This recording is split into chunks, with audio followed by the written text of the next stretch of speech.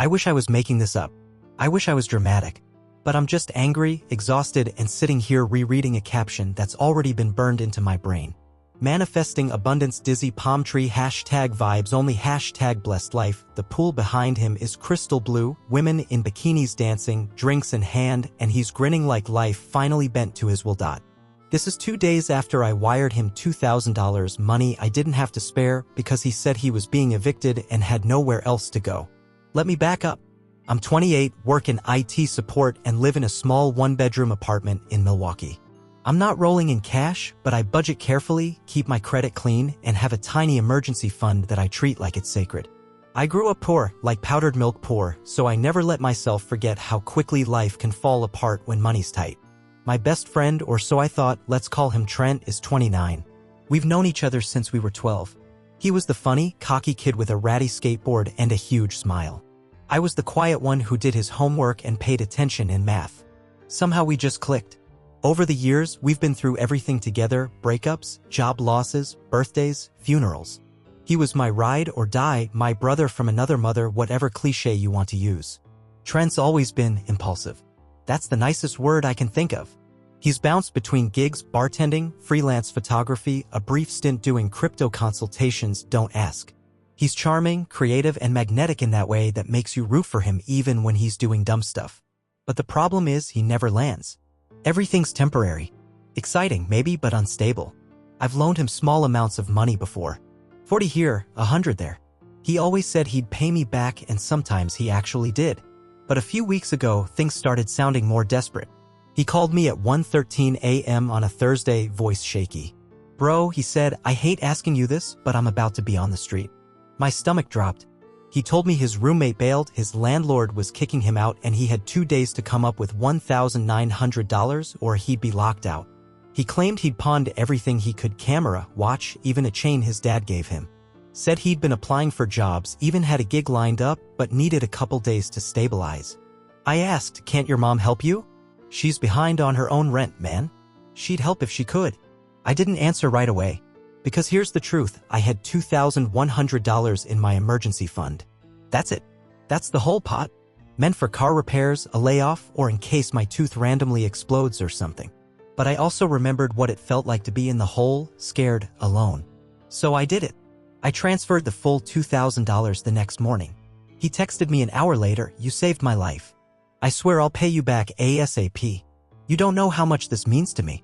And then, "I love you, bro. Your family." And I believed him. That was last Thursday. Fast forward to Saturday night. I'm scrolling on Instagram during my meal prep dinner, and there it is, a picture of Trent, shirtless, holding a drink with a sparkler in it, surrounded by palm trees and some Instagram model types. Tag location? Las Vegas. Caption? Manifesting abundance, dizzy palm tree, #vibes only, #blessed life. I stared at that post for a full minute thinking my brain was playing tricks on me. He told me he was staying with a friend to figure things out. He'd said he was applying for warehouse jobs. He'd said he was selling his stuff. I clicked through his stories. Bottle service. Hotel suite. A DJ set at a pool club. Him talking into the camera. Sometimes you just gotta take a leap and trust the universe. The only leap he took was with my emergency fund. I waited for a text. An update.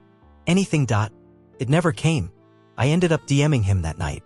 Something like, "Hey, please tell me I'm not seeing what I think I'm seeing." He left me on read. No reply. Nothing. Not the next day. Not the day after. Still nothing now for days later. And here's what I can't stop thinking. Why would he do this to me? Me, the one person who always believed in him. Me, who stayed on the phone with him for 3 hours when his ex left him. Me, who gave up my safety net to keep him off the street. Turns out I didn't keep him off the street. I put him on the strip. The thing they don't tell you about betrayal is that it doesn't just hurt once. It echoes. Every time I opened my banking app and saw my drained savings, the betrayal hit again. Every time someone mentioned Las Vegas or manifesting, I flinched. Every time my car made a weird noise, or when I felt that tiny ache in my back that could mean a huge dental bill, the fear tightened around my chest. Because my safety net wasn't just money. It was peace of mind. It was dignity. It was sleeping at night without wondering how close you were to the edge. And Trent ripped it away like it was nothing. The worst part? No apology. No explanation. No shame. Just radio silence while he lived it up under neon lights. I kept refreshing his page like a fool. He posted more over the next 2 days. It's a blurry shot of a craps table with "felt cute. Might double my savings later game die." A story of him in sunglasses talking about how you gotta invest in yourself first. It's another picture at a club, surrounded by people I didn't recognize, captioned, "Surround yourself with winners." Winners. That word rattled around in my brain until it felt like a joke I wasn't invited to. At first, I wanted to believe maybe there was some explanation. Maybe someone else paid for the trip. Maybe it was some free giveaway he won. Maybe he was gonna pay me back after hitting it big. But no, I knew Trent. I knew that manifesting abundance for him usually meant making a terrible decision and hoping it worked out. By Monday morning, the anger finally caught up to me. Not the hot, reckless anger. The cold, heavy kind. The kind that sits in your stomach and refuses to leave. I sent him another text. Simple. "You lied to me. We're done." No typing bubbles appeared. No reply. That should have been the end. It wasn't. Because later that afternoon, I got a Venmo notification. "Trent paid you $50. $50. 50. No message attached. No apology. Just a $50 slap in the face. It was almost worse than getting nothing. I stared at the notification for a long time. My thumb hovered over the app like I could delete reality if I pressed hard enough. Then a new text buzzed through. "Bro, chill. It's not what you think. I'm working on paying you back. Big moves happening. Trust the process. Trust the process." I wanted to laugh. I really did. But it came out sounding more like a cough, or maybe a gasp. Like my body couldn't decide if it was more furious or heartbroken. I thought about writing back a million different things. "You lied. You used me. You're not the person I thought you were." But in the end, I just blocked him. Blocked his number. Blocked him on Instagram. Blocked him on Venmo. Blocked the memory of every time he called me his brother. That night, I sat alone at my tiny kitchen table eating leftover spaghetti, staring at the stack of bills and the emergency fund that now looked like a ghost town. And I realized something important. Trent hadn't just taken my money. He'd taken my belief in him. And once someone steals that, you can't buy it back. You think when someone betrays you, it's a clean break. It's not. It's a crack that splinters through everything else you touch. The next morning, I woke up tired. Not just physically, I mean bone-deep, soul-level exhaustion. I hit snooze on my alarm 3 times and almost called out of work. Something I never do. But I dragged myself up, made a pot of coffee I couldn't even taste, and stumbled into another day pretending everything was normal. The worst part? No one knew. No one knew that while I was answering tech support tickets and smiling politely during Zoom meetings, part of me was standing at the edge of a cliff, staring into the wreckage of a friendship I thought would last forever. I didn't even realize how much it was affecting me until my boss pulled me aside after a call. "Hey, you doing okay? You seem distracted." I mumbled something about not sleeping well, blamed allergies, blamed the weather, anything but the truth. I gave my best friend my last bit of financial security, and he took it to Las Vegas to post inspirational quotes. It sounded insane even in my own head. Later, when I went to grab groceries, I stood in the cereal aisle doing math in my head. How many gallons of gas would $50 buy me? Should I skip meat this week and just eat pasta? Or could I push off getting my cracked windshield fixed a little longer? All because of him. Every checkout beep sounded louder, sharper, more personal. When the cashier asked, "Would you like to donate $1 to children's literacy?" I almost laughed. I wanted to scream. I donated my entire savings account to a grown man who's probably doing cannonballs in a rooftop pool right now. But I just smiled and said, "Maybe next time." That night, while I was microwaving a sad frozen meal, my phone buzzed. It was a mutual friend of mine and Trent's. Let's call him Nate. Nate's message was short but deadly. "Hey, just a heads up. Trent's been telling people you gave him the money. Like, no strings attached. Like it was a gift." I stood there holding my phone like it was a ticking bomb. Nate followed up almost immediately. Said you were investing in his future and believed in him. Bro, I'm sorry. I wouldn't have even known if he didn't brag about it at Jamie's barbecue last night. I sank into the worn-out couch in my living room, trying to process that. Not only had Trent lied about needing help, not only had he burned my trust to ash, now he was parading me around like some clueless patron of his lifestyle. Like my $2,000 was an offering. Like I was lucky to have had the chance to invest in his poolside dream. For a few minutes, I couldn't even move. Just sat there, phone slipping out of my hand onto the cushion beside me, microwave beeping mindlessly in the background. My mind flashed through every favor, every late-night call, every loan, every conversation where I sat there saying, "You're gonna make it, man. I believe in you." I used to think loyalty was my best trait. Now it felt like a sickness. Around midnight, unable to sleep again, I finally did something I'd been resisting all weekend. I pulled out a piece of paper and wrote down every dollar Trent ever borrowed from me over the past 8 years. Little loans. Big ones. Money for emergencies that now looked suspiciously like cover charges and party weekends. Gas money that never reappeared. A camera lens he needed to buy before the prices went up. A temporary loan after his car got towed. I totaled it up. $4,860. Before the $2,000. $6,860 in total. I stared at the number for a long time. It wasn't just the money. It was the years of giving, forgiving, hoping, defending him to other friends who said, "Dude, he's just using you." I thought they were wrong. I thought I was different. I thought Trent loved me back the same way. But love doesn't ask you to sacrifice yourself for nothing. And real friends don't leave you standing alone in the wreckage they created. I'm not proud of what I decided to do next.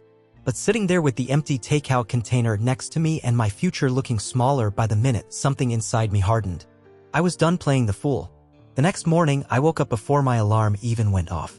It wasn't energy, not really. It was resolve. The kind of resolve that feels heavy in your chest, like armor you finally remembered how to put on. First thing I did was call my bank. I knew the $2,000 was long gone, but I asked about options anyway. Fraud claim? Dispute? Anything? The polite customer service rep apologized and said that because I authorized the transfer personally, there was nothing they could do. I expected that answer. Still hurt to hear it. After I hung up, I sat there at my kitchen table again, pen in hand, paper in front of me. I wrote 4 words in big, capital letters. He doesn't win. Not this time. I started by blocking Trent everywhere he might reach me. Email, new burner Instagram accounts, even LinkedIn. Yes, he once DM'd me on LinkedIn to ask for a $300 business investment. I deleted every old message chain between us. Texts, DMs, voice notes. It felt surgical, like cutting out a tumor. Then I reached out to every mutual friend quietly but firmly. Not dramatic. No sob story. Just the facts. Hey, just a heads up. I lent Trent $2,000 to avoid eviction. He spent it on Vegas. I'm no longer associating with him. Just wanted you to hear it from me first. Responses poured in. What? Holy crap, man, I'm so sorry. I knew something was off with him lately. Thanks for letting me know. You don't deserve that. One friend even admitted she had spotted Trent at a car dealership last week looking at sports cars. 2 days after claiming he was about to be homeless. Manifesting abundance, right? Later that afternoon, I went for a walk around my neighborhood to clear my head. There's this old playground a few blocks away. It was empty except for a dad pushing his kid on a swing, and for some reason, I sat down on one of the benches. For the first time since this whole mess started, I let myself really feel it. The anger. The grief. The embarrassment. It would have been easier to just write Trent off as a villain, to call him a monster and pretend I was completely innocent. But the truth was harder. I had chosen to believe in someone who didn't deserve it. I ignored the red flags because I loved him like a brother. Because I thought loyalty could fix what responsibility couldn't. Because deep down I was scared of being the bad guy who says no when someone needs help. But not anymore. There's a difference between helping someone and enabling them to wreck their life and yours. I wasn't a bad friend. I was just a friend who stayed too long at a table where the other player was cheating. When I got home, I took out my notebook again. But this time, instead of listing all the money I'd lost, I started a new list. Cancel unnecessary subscriptions, saved $40 per month. Sell some old electronics, gathering dust, maybe $300 to $400. Start looking for freelance tech gigs on weekends, potential side income. Rebuild my emergency fund $100 at a time if needed. Small steps. Tiny, almost laughable steps. But they were mine. Every dollar I saved would be a dollar Trent couldn't touch. Every quiet victory would be a win he couldn't steal. And maybe, just maybe, someday the memory of this wouldn't sting so bad. That night, as I cooked real food, chicken and veggies, nothing fancy, I checked my phone out of habit. There was a new message request sitting there from an unknown account. My stomach flipped. It was Trent. No profile picture, no followers. A burner account. The message was short. Bro, come on. It wasn't that serious. Stop being dramatic. Friends forgive. We always said ride or die right. No apology. No acknowledgement. Just more guilt tripping. More strings attached. More lies. I didn't even hesitate. Blocked. This is where the tables turn. And I realized something important. He didn't just lose $2,000. He lost me. And no Vegas pool party in the world can replace that. You know what's funny? For days after I blocked Trent's burner account, I half expected him to show up at my door. That's the kind of chaotic energy he always carried, all big gestures and no real substance. I imagined it in a dozen different ways. Him banging on my door at midnight, slurring some half apology. Him sliding an envelope full of cash under my door like a guilty mobster. Him yelling up at my apartment window like we were in some bad indie movie. But he didn't. He stayed gone. And in that silence, something even deeper set in. He never really cared if he lost me. He cared about the supply. The money. The unwavering support. The bro who would always pick up the phone and fix things. Not me. About a week later, I was out running errands when I ran into someone I hadn't seen in months, an old mutual acquaintance named Jace. I barely recognized him at first. He'd gotten a huge tattoo across his forearm and was wearing sunglasses even though we were indoors. Yo, he said, clapping me on the back. Long time, man. You been good? I gave the automatic, hollow answer. Yeah, just busy with work. You. He laughed, a little too loudly. Better than Trent, that's for sure. Something about the way he said it made me pause. Jace saw my face and leaned in, grinning like he had the best gossip in the world. You didn't hear? Dude's back home. Got cleaned out in Vegas. Lost it all first night. Then got kicked out of his hotel for trying to charge drinks he couldn't pay for. Had to call his mom to wire him bus money. He laughed again. But I didn't. I just stood there, letting that information settle over me like ash after a fire. Lost it all. First night. I should have felt triumphant. Vindicated. Some big sweeping sense of cosmic justice. But I didn't. I just felt tired. Because it didn't fix anything. It didn't bring my money back. It didn't heal the hole he ripped through years of friendship. It didn't make me feel whole again. That night, I sat down and wrote Trent a letter. No, not the kind you mail. The kind you write for yourself so the words stop rattling around inside your head. I didn't sugarcoat it. I didn't hold back. I told him everything. How he broke my trust in a way that money can't measure. How friendship isn't a loan to be cashed out when convenient. How loyalty doesn't mean enabling someone to drown while they smile and wave. I told him he taught me something important, not about who he was, but about who I was. Someone who deserved better. Someone who wouldn't hand his heart and his savings to someone who saw him as a stepping stone. And at the end I wrote, I hope someday you figure out what real abundance looks like. Spoiler, it's not bottle service and hashtags. It's being someone worth believing in. I folded the letter up and burned it in my kitchen sink. Watched it curl and blacken and disappear. Because I realized the closure isn't something they give you. It's something you make for yourself. In the weeks that followed, I didn't just survive. I started rebuilding. Slowly. I found a weekend freelance gig fixing laptops for extra cash. I put $20 into my savings account, then $50, then $100. I went on longer walks. Listened to audiobooks. Drank better coffee. Little things. Tiny things. But they were mine. Every day that I chose to keep going without bitterness, without revenge, without dragging around the weight of what he did, that was another victory. Not loud. Not flashy. Not Instagram worthy. But real. And the next time someone comes crying for help with promises of paying it back and trust the universe, I'll still be kind. I'll still be generous. But I'll also remember. Kindness doesn't mean setting yourself on fire to keep someone else warm. Not anymore. It's strange how the universe has a way of answering you once you finally stop begging for explanations. About a month after the whole Trent disaster, I got a text from Nate, the mutual friend who had warned me about Trent's Vegas bragging. It was a simple message. You free tonight? Few of us are grabbing drinks. No drama. Just chill. My first instinct was to say no. I didn't feel like pretending everything was okay.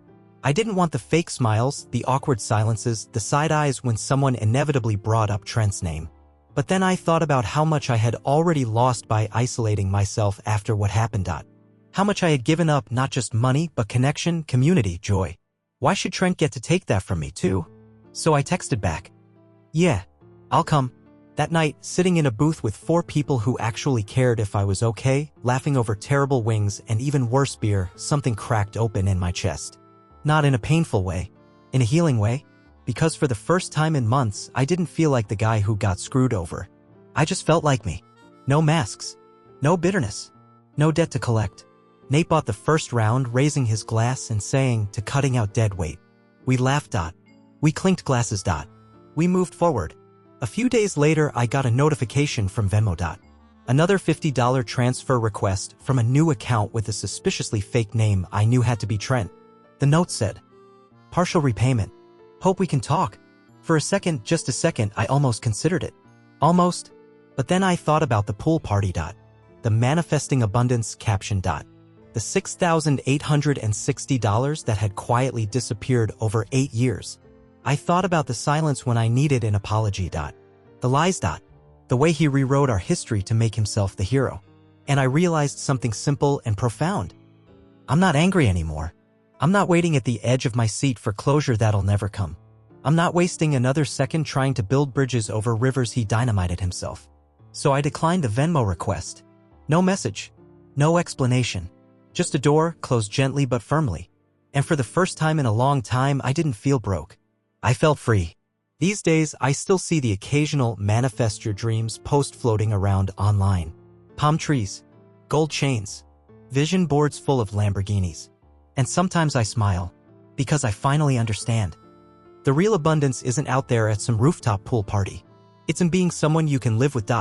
Someone you can be proud of. Someone who doesn't abandon their values when things get hard. Someone who keeps showing up even when no one is watching. I'm still rebuilding my savings a few bucks at a time. I still live in my tiny apartment. Still drive my beat-up Honda.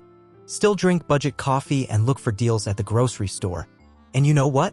I feel richer than I ever did when I thought Trent and I were brothers. Because trust, self-respect, and peace of mind are worth more than $2,000. They're priceless.